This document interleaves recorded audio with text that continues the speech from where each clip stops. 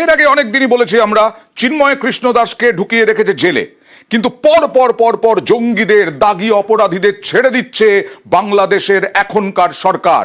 যেমন 16 বছর আগে পিলখানা গণহত্যা হয়েছিল, সেই গণহত্যায় 168 জন বিডিআর জেলে বন্দী ছিল, দাগী অপরাধী।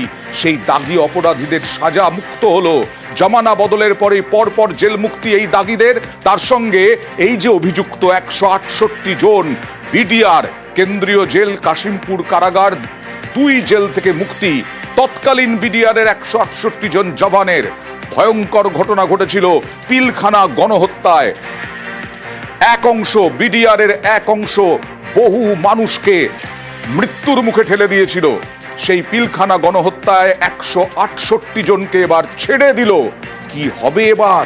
বাংলাদেশ পাকিস্তান সখ্য, আইএসআই এর প্রধানও নাকি বাংলাদেশে এসে বৈঠক করে গেছেন, এরকম শোনা যাচ্ছে। সবটাই এখন নজরে রেখেছে ভারত।